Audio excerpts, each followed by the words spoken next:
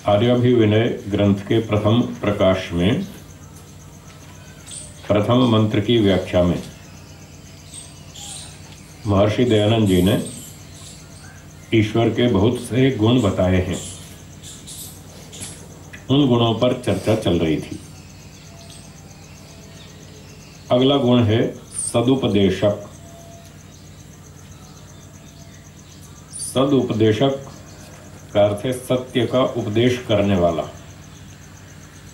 सत उपदेशक, सत्य का उपदेश करने वाला।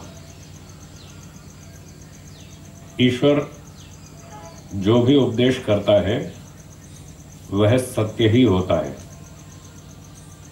असत्य उपदेश नहीं करता। सत्य का मतलब जो वस्तु जैसी हो उसको वैसा बताना। तो तीन वस्तुएं हैं वेदों के हिसाब से। एक ईश्वर, दूसरा आत्मा और तीसरा प्रकृति। ये तीन चीजें हैं। ईश्वर इन तीनों के विषय में हमें जो उपदेश करता है वो सत्य ही करता है। ईश्वर स्वयं जैसा है अपने विषय में वैसा ही बताता है, उल्टा सीधा नहीं बताता, गलत नहीं बताता। अगर ईश्वर दुनिया का राजा है, मालिक है, स्वामी है, न्यायाधीश है, तो वेद में उसने ऐसा ही बताया कि मैं इस दुनिया का राजा हूँ, मालिक हूँ, स्वामी हूँ, अधिकारी हूँ, न्यायाधीश हूँ। तो जैसा है वैसा बताया, इसलिए वो सत्य का उपदेश करने वाला है। कभी कभी लोग ईश्वर पे ऐसा आरोप लगाते हैं कि ईश्वर अपनी प्रशंसा बहुत करता है। वेदों में बहुत प्रशंसा करता है, मैं राजा हूँ, मैं मालिक हूँ, मैंने तुमको जमीन दी है, पृथ्वी दी है। अहम भूमिम अददाम आर्याय, मैंने आपको भूमि दी है, मैंने अन्न दिया है, मैंने ही सब कुछ दिया है। तुम लोग मेरे पास आओ, मेरी स्तुति करो, मेरी उपासना करो, मुझसे मांगो जो मांगना है।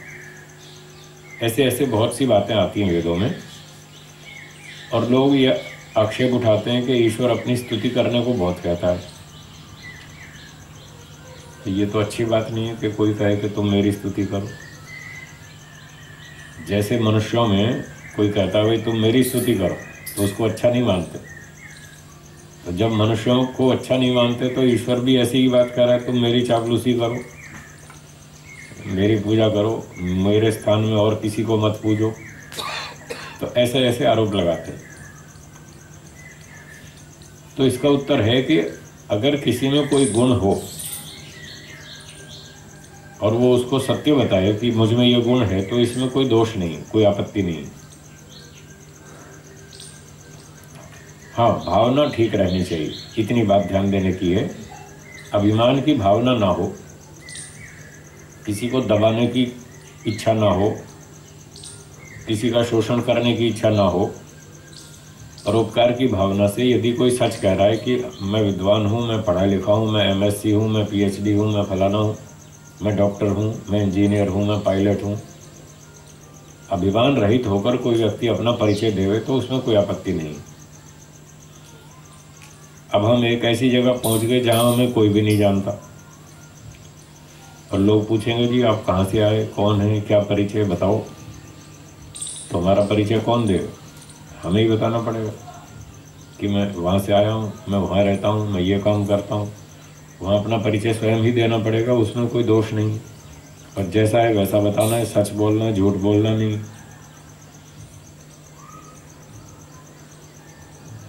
इस प्रकार से जब ईश्वर ने संसार बनाया तब उसे कोई भी नहीं जानता था ईश्वर कौन है, क्या करता है, ये संसार किसने बनाया, किसी को कुछ पता ही नहीं था। तो ईश्वर को स्वयं बताना पड़ा जीवात्माओं को कि मैं राजा हूँ, मैंने संसार बनाया है, ये पशु पक्षी सब मैंने बनाए हैं, कीड़े मकोड़े मनुष्य आदि सब प्राणी मैंने बनाए हैं, आपके कर्मों का फल दिया है, आप अच्छे काम करो इनाम मिलेगा, घोटाला करोगे दंड मिलेगा। सारी बातें ईश्वर ने बताई, ठीक ठीक बताई, सच सच बताई। तो इसलिए कोई अपनी बात बताए तो भावना उसकी ठीक हो, फिर उसमें आपत्ति नहीं है।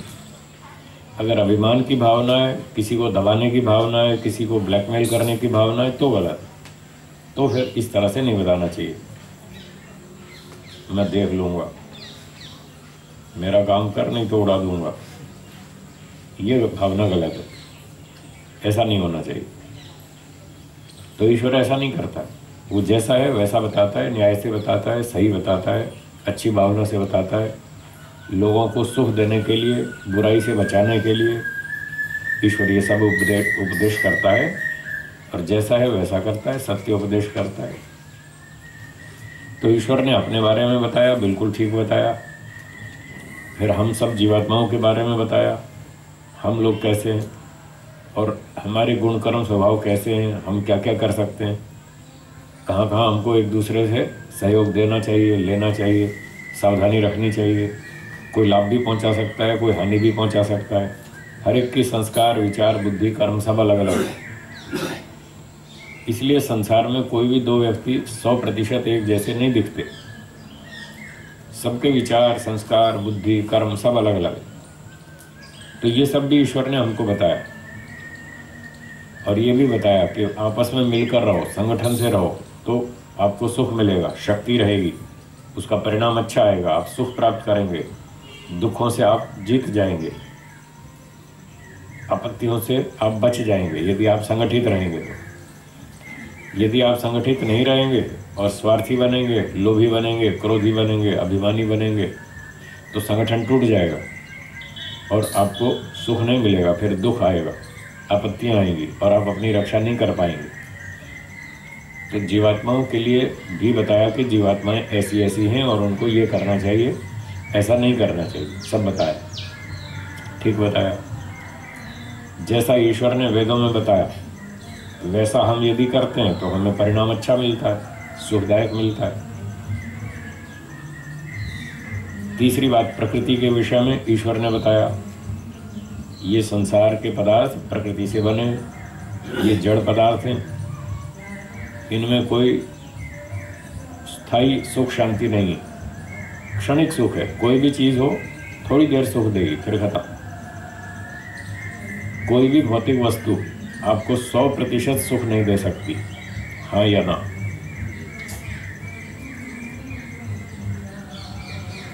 दे सकती है? 100% सुख नहीं दे सकती, और लगातार करोड़ों साल तक आपको लगातार सुख नहीं दे सकती। 5 मिनट, 10 मिनट, 20 मिनट, बस, उसके बाद खत्म। तो प्रकृति जैसी है वैसा बताया ईश्वर ने, और ये बताया प्रकृति के पीछे मत भागो, ये गली सड़ी है, बेकार है, दुर्गंध युक्त है, दूषित है, रोग उत्पादक है, दुखदायक है, नाशवान है, अनित्य है संसार, आदि आदि, इस तरह से बताया। इसके पीछे मत भागो, थोड़ा सा सुख है, बहुत सारा दुख है, इस प्रकृति को छोड़ो, मेरे पास आओ। अच्छा, जीवात्माएं भी आपको कोई आत्मा 100% सुख नहीं दे सकती, दे सकती है? हमेशा दे सकती है? नहीं दे सकती। कोई भी व्यक्ति आपको 100% सुख नहीं दे सकता, और आज सुख दे रहा है तो कल फिर देगा नहीं देगा कोई गारंटी नहीं। जो व्यक्ति आज आपका सहयोग करता है, अच्छी तरह ईमानदारी से आपके साथ है, आने वाले 10 साल बाद भी वो ऐसा ही सहयोग करेगा और ऐसा ही सुख देगा, इस बात की कोई गारंटी है? हाँ या ना? नहीं। तो कोई जीवात्मा हमें 100% और हमेशा सुख नहीं दे सकता। उसकी इच्छा हो तो भी नहीं दे पाएगा, सामर्थ्य खत्म हो जाएगा, शक्ति नहीं रहेगी। उसकी इच्छा भी है सहयोग देने की, सामर्थ्य नहीं है, शक्ति नहीं है, वो नहीं दे पा रहा बेचारा, अशक्त है, कमजोर है, अल्पशक्तिमान है। तो ना तो सार क्या निकला, ना तो जीवात्मा कोई 100% सुख दे पाएगा, न प्रकृति सुख दे पाएगी 100%। केवल ईश्वर है जो 100% सुख देगा, ये सत्य है। तो ईश्वर ने ये सत्य उपदेश किया वेदों में कि तुम मेरे पास आओ, अगर आपको स्थायी सुख शांति चाहिए तो मेरे पास आओ। बाकी जब तक संसार में जी रहे हैं तब तक एक दूसरे का सहयोग लेना देना वो करते रहो। इसका अर्थ ये नहीं है कि संसार अनित्य है, सब दुखदाई है तो आप अपना कर्तव्य छोड़ दो, इसका अर्थ ये नहीं है। ये ठीक है, संसार अनित्य है, सब चीज़ दुखदाई है, कोई हमेशा सुख देने वाला नहीं है, फिर भी जब तक जीवन है तब तक हमारा अपना कर्तव्य है, उस कर्तव्य को निभाना है और जितना अधिक से अधिक सुख मिल सकता है उतना सुखपूर्वक जीना है। जितना दुखों से बच सकते हैं उतना दुख से बच के जीना है, उसके लिए ईश्वर ने व्यवस्थाएं बता रखी है। तो व्यवस्थाओं का पालन करें, अनुशासन का पालन करें, दुखों से आपत्तियों से बचें, अपनी रक्षा करें, बुद्धिमानी से व्यवहार करें, सभ्यता से व्यवहार करें। इस प्रकार से जीते जी भी अधिक से अधिक सुख को प्राप्त करें, दुख से बचें। और अंतिम सुख तो फिर ईश्वर के पास है, उसको मुख्य लक्ष्य बनाएं। ये सारा सत्योपदेश है और ये ईश्वर ने कर रखा है वेदों में, इसलिए उसको सदुपदेशक नाम से संबोधित किया महर्षि दयानंद जी ने। अगला शब्द है मोक्ष प्रद, मोक्ष प्रदान करने वाला। ईश्वर मोक्ष देता है, संसार के सुख भी देता है, मोक्ष भी देता है, दोनों चीजें देता है।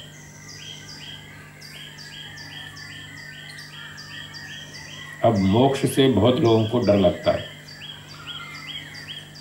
संसार में बहुत सारे लोगों को मोक्ष से डर लगता है। नहीं नहीं नहीं, मोक्ष नहीं चाहिए, मोक्ष में नहीं जाना, और या फिर जाना है तो यहीं घर बैठे बैठे डायरेक्ट मोक्ष होना चाहिए, घर नहीं छोड़ना पड़े। बहुत सारे लोग ये सवाल पूछते हैं कि महाराज जी घर में रहते रहते क्या डायरेक्ट मोक्ष नहीं हो सकता, उसके लिए संन्यास लेना जरूरी है। तो मोक्ष तो चाहते हैं, उसके लिए तपस्या नहीं चाहते, मेहनत नहीं करना चाहते, शॉर्टकट मांगते हैं, शॉर्टकट चाहते हैं, फटाफट मोक्ष मिल जाए, ज़्यादा तपस्या मेहनत करनी नहीं पड़े। और कई तो सीधा ही मना करते हैं, हमें मोक्ष में जाने की कोई आवश्यकता नहीं है, यहाँ ठाठ से रह रहे हैं, क्या करेंगे मोक्ष में जाके, वहाँ खाली खाली बोर होंगे, ऐसे खाली कमरे में कोई बिठा देंगे हमको वहाँ और दीवारों को देखते रहो, उसमें तो बोर हो जाएंगे। ऐसा मोक्ष तो नहीं चाहिए, लोगों के दिमाग में ऐसी कल्पना है। मोक्ष का मतलब पूरी तरह से बोर होना, दुखी होना, परेशान होना, संसार के सारे सुख खो जाएंगे और वहाँ खाली खाली मोक्ष में क्या करेंगे। इसलिए वो बेचारे भ्रांति में बैठे हैं, वो जानते ही नहीं मोक्ष क्या होता है, इसलिए वो डर लगता है उनको, नहीं नहीं नहीं मोक्ष नहीं चाहिए। और कुछ लोग थोड़ा बहुत समझते भी हैं, तो वो बहुत अधिक नहीं समझते, थोड़ा ही जानते हैं, और वो कहते हैं अगर मोक्ष में जाना ही है, सब लोग कहते हैं, शास्त्र भी कहते हैं मोक्ष में जाना ही है, तो फिर हमको मेहनत नहीं करनी पड़े, शॉर्टकट बताओ। पर ऐसे शॉर्टकट से तो कोई मोक्ष होने वाला नहीं है, ऐसा कोई शॉर्टकट नहीं है। आप मुझे IAS की डिग्री प्राप्त करने का शॉर्टकट बता दो, कोई है? कोई CA की डिग्री का शॉर्टकट बता दो, कोई होता हो तो। कोई शॉर्टकट नहीं है, और कोई बताएगा भी तो घोटाले वाला होगा, ठीक नहीं होगा, वो तो फिर नकली डिग्री होगी ना, वो तो शॉर्टकट तो बेकार होता है, वो गलत बात। तो जैसे MTech की डिग्री, CA की डिग्री, IAS की डिग्री शॉर्टकट में नहीं मिलती है, उसके लिए पूरी मेहनत करनी पड़ती है, तब असली योग्यता बनती है, असली डिग्री होती है और असली फल मिलता है उसका। ऐसे ही मोक्ष के लिए कोई शॉर्टकट नहीं है, पूरी मेहनत तपस्या चाहिए और फिर उसका पूरा फल मिलेगा।